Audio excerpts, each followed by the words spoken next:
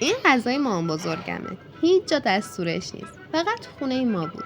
سیب زمینی، گوجه، پیاز، چیزای خیلی ساده. ولی هر لقمه‌اش مثل یه جادو میمونه. خیلی خوشمزه است. مامان بزرگم دیگه نیست. اما وقتی این غذا رو میخورم یه در توی ذهنم باز میشه.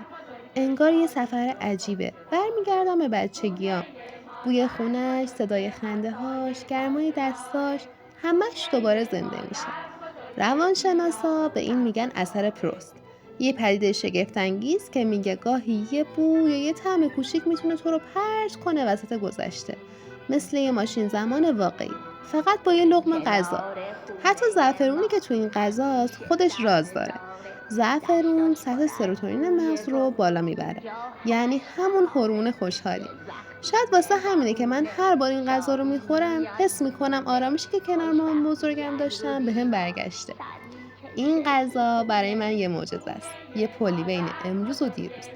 حالا میخوام بدونم تو هم یه غذا داری که با اولین لقمش خاطراتت مثل فیلم برگرده؟ توی کامنت برام بنویس. لایکش کن تا آدمای بیشتر این حس رو تجربه کنن. و اگه میخوای دستور پخت کاملش رو یاد بگیری توی کپشن گذاشتم. و مهمتر از همه اگه دلت میخواد با من بیشتر سفر کنیم پس حتما سابسکرایب و فالو کن.